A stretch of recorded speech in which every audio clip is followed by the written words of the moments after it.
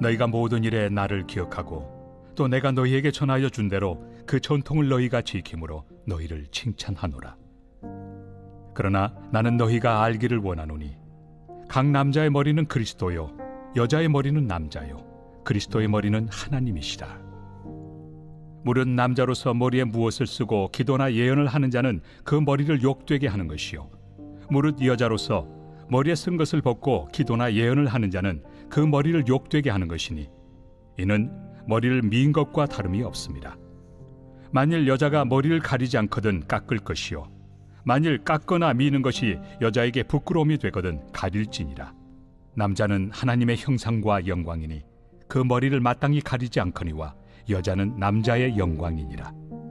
남자가 여자에게서 난 것이 아니요 여자가 남자에게서 났으며 또 남자가 여자를 위하여 지음을 받지 아니하고 여자가 남자를 위하여 지음을 받은 것이니 그러므로 여자는 천사들로 말미암아 권세 아래에 있는 표를 그 머리 위에 둘지니라. 그러나 주 안에는 남자 없이 여자만 있지 않고 여자 없이 남자만 있지 아니하니라. 이는 여자가 남자에게서 난 것 같이 남자도 여자로 말미암아 났습니다. 그리고 모든 것은 하나님에게서 났느니라.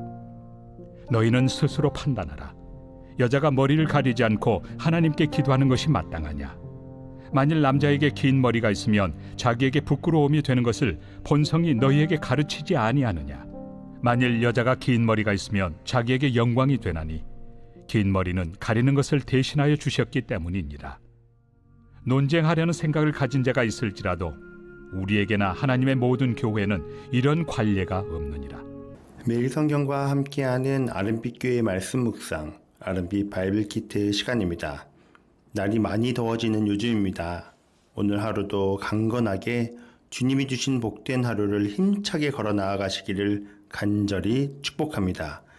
2026년 6월 17일 수요일, 오늘 우리에게 주신 하나님의 말씀은 고린도전서 11장 2절부터 16절까지의 말씀입니다. 오늘 본문은 고린도전서를 읽다가 한 번쯤 걸음을 멈추게 만드는 말씀입니다. 머리를 가리라는 내용도 나오고 남자와 여자의 관계를 언급하는 부분도 등장하기 때문인데요. 그래서 본문을 읽다 보면 자연스럽게 여러 질문이 떠오릅니다.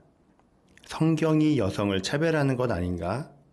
남자가 여자보다 더 높은 존재라는 뜻인가? 이 말씀은 옛날 문화에만 해당되는 이야기가 아닌가? 오늘날에도 그대로 적용해야 하는 말씀인가? 라고 말이죠. 실제로 이 본문 때문에 성경을 오해하는 사람들도 있습니다. 어떤 이들은 성경이 가부장적인 책이라고 말하기도 하고요. 또 어떤 이들은 교회가 남성과 여성의 차별을 정당화한다고 비판하기도 합니다. 그런데 오늘 본문은 남성과 여성의 우열이나 차별을 말하려는 말씀이 아닙니다. 오히려 하나님께서 창조하신 질서 안에서 서로를 존중하고 세워가는 관계에 대해 이야기하고 있습니다. 만일 바울이 남성이 여성보다 우월하다고 가르치려 했다면 자신이 너무나도 잘 알고 있었던 창세기의 가르침과 정면으로 충돌을 하게 되는데요. 바울은 창세기의 말씀을 누구보다 깊이 이해하고 있었던 사람이었습니다. 그 말씀 한번 살펴보도록 하겠는데요.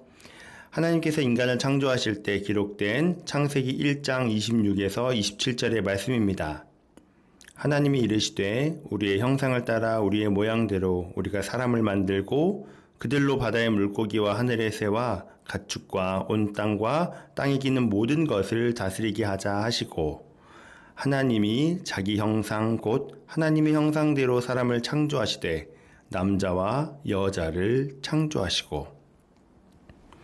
창세기는 남자와 여자 모두가 동일하게 하나님의 형상으로 창조되었다고 말씀합니다. 남성만 하나님의 형상인 것도 아니고 여성이 남성보다 열등한 존재인 것도 아님을 말하고 있습니다. 하나님께서는 남자와 여자를 모두 존귀한 존재로 지으셨고 동일한 가치와 존엄을 부여하셨습니다.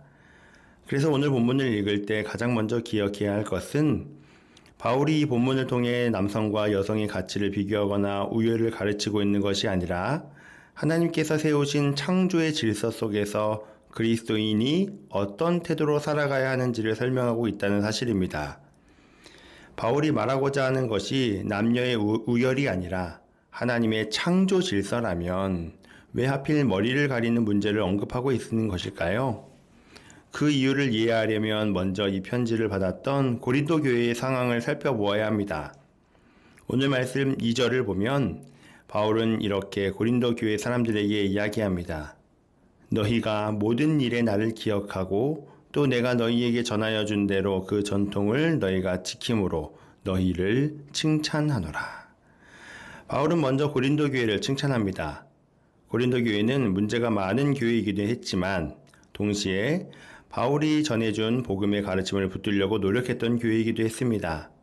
하지만 모든 부분에서 잘하고 있었던 것은 아니었죠. 특별히 예배의 자리에서 성도들이 누리는 자유가 점점 하나님의 질서보다 앞서기 시작했고 그 결과 여러 혼란이 발생하게 되었습니다. 고린도 교회는 여러 문제를 안고 있었지만 그 중 하나는 바로 자유의 문제를 가지고 있었습니다. 고린도 성도들은 복음을 통해 율법의 얽매임에서 자유하게 되었고 성령의 은사도 풍성하게 경험했습니다. 그런데 문제는 그 자유의 범위가 점차 기준이 모호해져서 하나님께서 세우신 질서보다 앞서기 시작하는 것입니다. 나는 자유하다. 나는 성령 안에서 새로운 존재가 되었다. 맞는 말입니다. 죄의 굴레에 사로잡혔던 이들이 율법이 아닌 그리스도로 인해 자유해진 것 맞습니다. 자유는 죄로부터의 자유를 말하는 것이죠.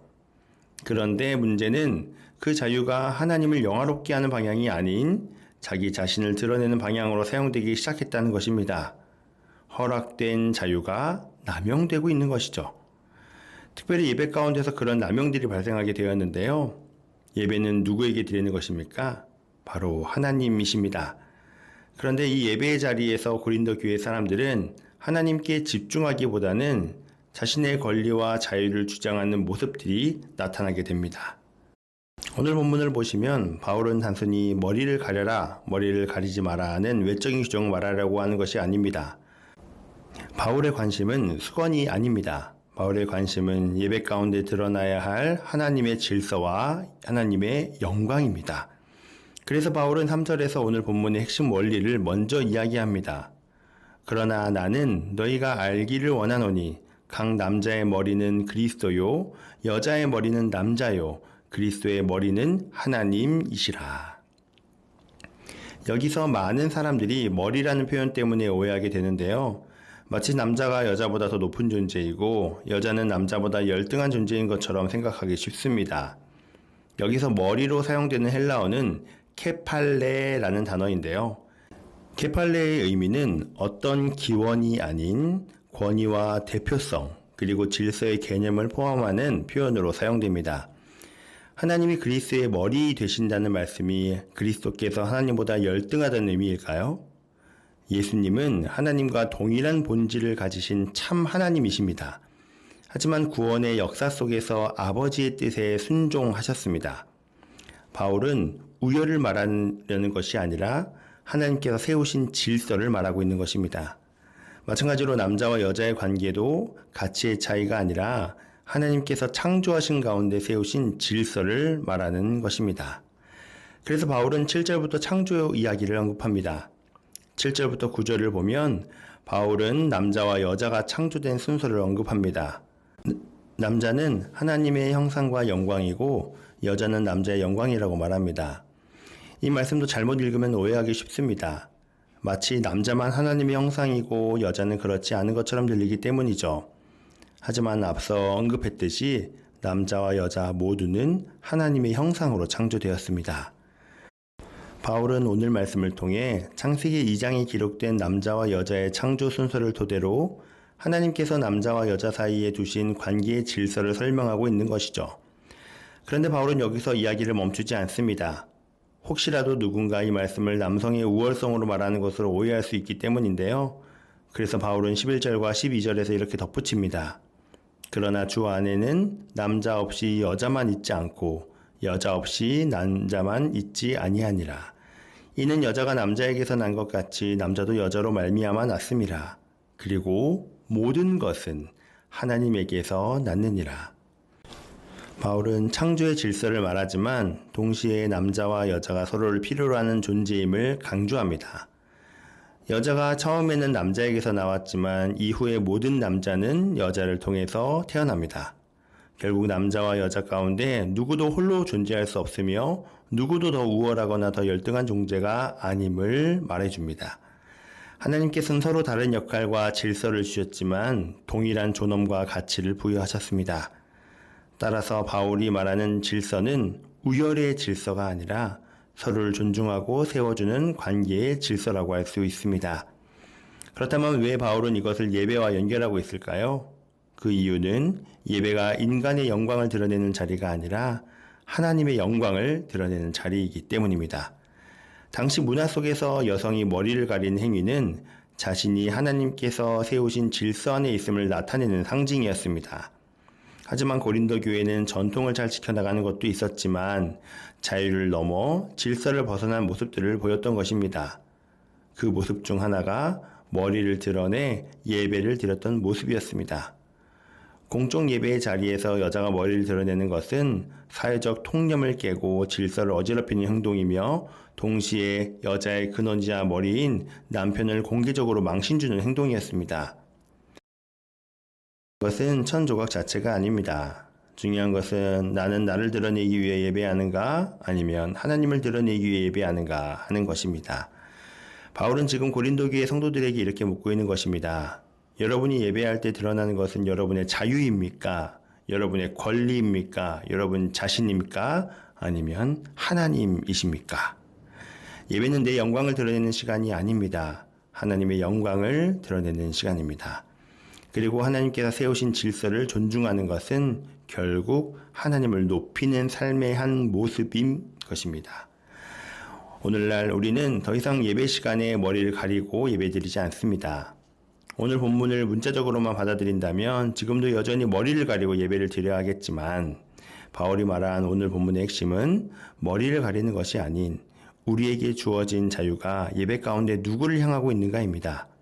예배 가운데 누구의 영광이 드러나고 있는가입니다. 나의 자유와 권리인가요? 아니면 우리를 진정한 자유로 인도해 주신 하나님께만 영광을 돌리고 있나요?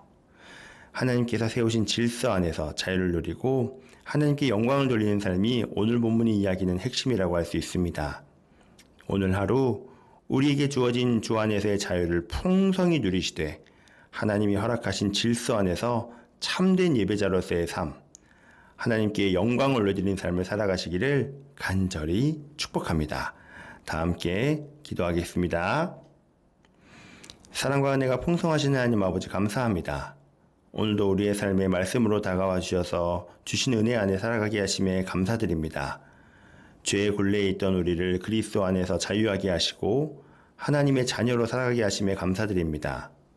주님, 우리에게 주신 자유를 내 자신을 드러내는 데 사용하지 않게 하시고 어떠한 곳에서든지 하나님께 영광을 돌리는 삶을 살아가게 하여 주시옵소서.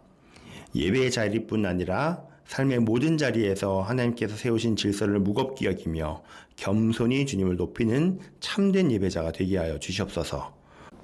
무더운 날씨 가운데 우리 성도님들의 건강을 지켜주시고 오늘 하루도 주님의 은혜와 평강 안에서 걸어가도록 인도하여 주시옵소서. 우리에게 참된 자유를 주신 예수 그리스도의 이름으로 기도드립니다. 아멘.